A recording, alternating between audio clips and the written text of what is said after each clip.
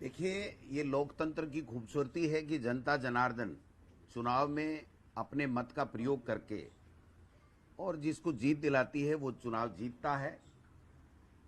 राजस्थान में 12 महीने पहले भारतीय जनता पार्टी की सरकार बनी। उसके बाद में एक उपचुनाव हुआ जिसमें चलते चुनाव में भारतीय जनता पार्टी ने मंत्री बनाया, उनको शपथ दिलाई, लेकिन जनता जनार्दन ने उनको घर बिठाने का काम किया। आज जो चुनाव हुए हैं उसमें मैं समझता हूं कि मेरा ऐसा मानना है कि ये सरकार हारी है। भले ही बीजेपी के कैंडिडेट ज्यादा जीते हैं, मैं स्वीकार करता हूं, लेकिन सरकार हार गई क्योंकि जिस दोषा में किरोड़ी लाल जी की प्रतिष्ठा का सवाल, टिकट के लिए 3-4 महीने से उन्होंने आटी पार्टी ले रखी थी, वो कैबिनेट में शामिल नहीं हो रहे थे, इस्तीफा दे रखा था, और फिर पूरे उपचुनाव में उन्होंने एक दिन भी दूसरी जगह प्रचार नहीं किया, केवल और केवल दोसा संभाला। और हमारे मुख्यमंत्री जी जो भजनलाल जी कह रहे हैं कि भजनलाल जी की ये जीत वो जीत, मैं कह रहा हूं भजनलाल जी नॉमिनेशन में भी गए, भजनलाल जी ने पैदल यात्रा भी, रोड शो भी वहां पर किया, और शायद जूते चप्पल भी उन्होंने नहीं पहने। और जो प्रयास सरकार ने साम दाम दंड भेद जिसको कहते हैं, बूथ कैप्चर भी कराए, सब कुछ कराए, और अभी भी असफल प्रयास कर रहे हैं। 2100-2200 से हारने के बावजूद भी मैं समझता हूं कि इस सरकार की इससे बड़ी कोई हार हो नहीं सकती। हमारे यहां पर आप देखिए कि सलूम्बर में भारतीय जनता पार्टी 14,000 वोटों से मेन चुनाव में जीती थी दिसंबर 2023।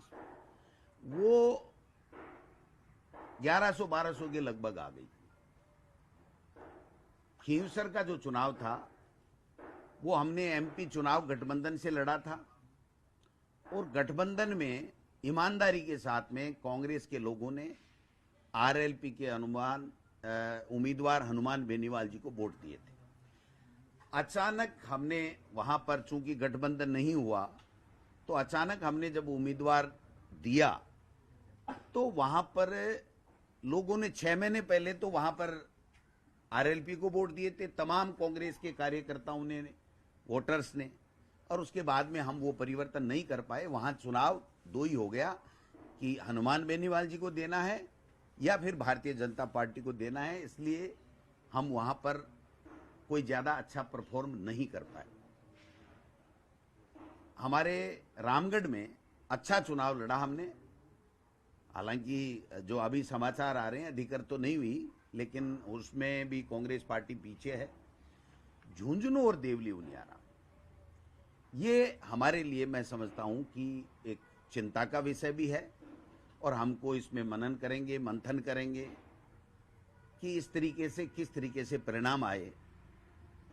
2 निर्दलीय चुनाव लड़े, वो भी एक कारण रहा, लेकिन कहीं न कहीं उसमें हमें गंभीरता के साथ में मनन मंथन करने की आवश्यकता है, क्योंकि हमारे पास में जो मेन चुनाव थे उसमें जो चुनाव जीते हुए थे 4 जगह, झुंझुनू, देवली उनियारा और दौसा, वो तीनों एमपी बन गए।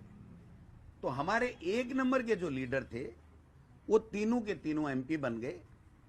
और उपचुनाव में चूंकि हमें सेकंड लाइन तैयार करनी थी, और 15-20 साल से वहां पर कांग्रेस के वही एमएलए बन रहे थे जो हमारे एमपी बने, तो उनकी भावनाओं को भी, उनकी अभिशंसा को भी, उनकी राय को भी पार्टी संगठन ने तवज्जो दिया, और उसी के मुताबिक हमने यहां से प्रस्ताव प्रदेश कांग्रेस कमेटी से भिजवाए, और पार्टी आला कमान ने प्रदेश नेतृत्व पे विश्वास करके उन्होंने उनको टिकट दिया।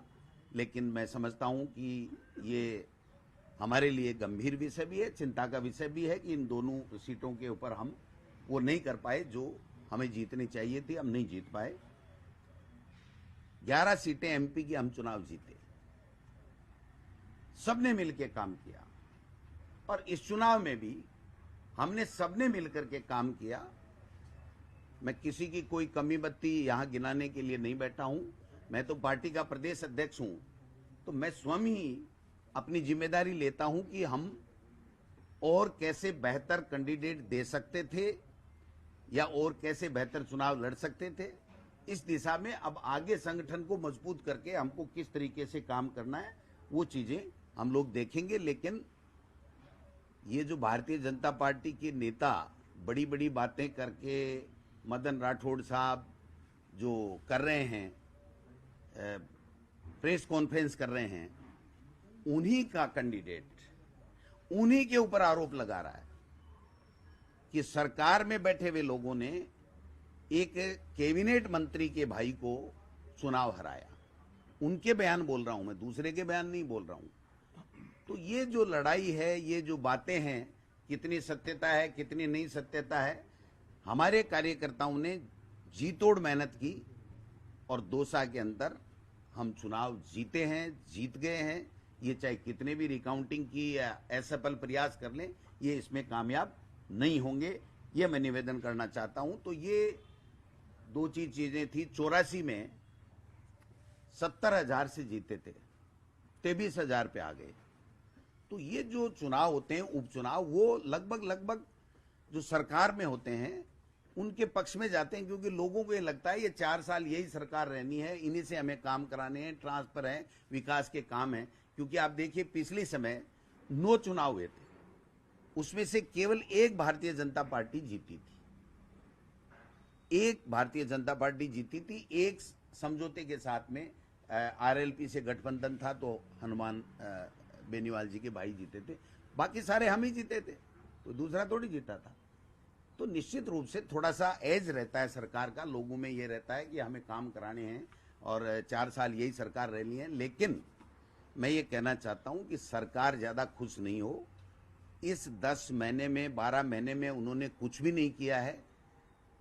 और आप देख लीजिए, अगर कुछ किया होता तो एक मंत्री, मुख्यमंत्री सारा जोर लगाने के बावजूद भी इतना बड़ा कद्दावर नेता है, वो चुनाव नहीं हारता।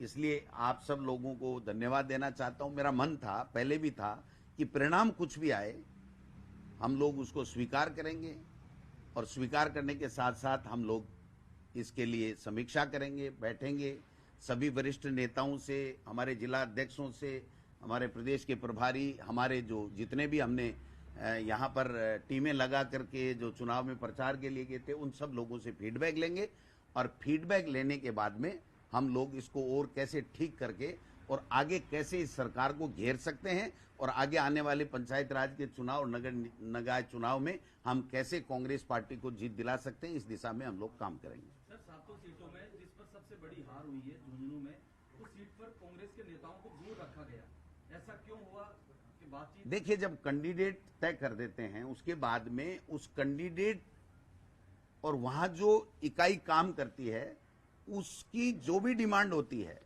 किसी भी नेता को बुलाने की, कोई मैनेजमेंट की, तो उसके ऊपर काम किया जाता है। तो मैं समझता हूं कि उन्होंने यहां जब आए थे, ओला साहब खुद भी थे और सब लोग थे उनके संगठन के, उस वक्त वो पूरी तरीके से आश्वस्त थे। लेकिन मैं समझता हूं कि इसमें कहीं न कहीं कोई कमी रही है, तो उसको हम लोग देखेंगे, समझेंगे। वहां के जो जितनी भी हमारी टीमें लगाई हुई हैं, उन टीमों से हम रिपोर्ट लेंगे, जो ऑब्जर्वर हमने लगाए थे उनसे हम लेंगे और उसके बाद में उसको कैसे ठीक किया जा सकता है, क्या कमियां रही, वो सब चीजें हम लोग बाद में करेंगे। ये दो जो सीटें थी दिल्ली हरियाणा और झुंझुनू, ये बता रहे थे कि कांग्रेस यहाँ पे चुनाव अच्छा लड़ रही थी, लेकिन आप मानते क्या निर्दलीयों ने समीकरण बिगाड़ा है? क्या बीजेपी की बी टीम बन के इन दोनों ने काम किया? देखिए सरकार ने तो साम दाम दंड भेद सब किया ही है। आप देखिए कि किस प्रकार से देवली उनियारा में जो किया गया, 11 बजे किया गया, सुनियोजित रूप से किया गया, और कौन मंत्री और कौन विधायक फंडिंग कर रहा था, कैसे कैसे वहां पर कार्यवाहियां हुई, ये मुझे कहने की आवश्यकता नहीं है। बीजेपी के जो नेता है ना, वो खुद ही बता देंगे कि यहाँ क्या क्या हुआ, सरकार ने क्या क्या अन्यथा हथियार काम में लिए इस चुनाव को जीतने के लिए। थैंक यू, नमस्कार। ठीक है वैसे बहुत बढ़िया।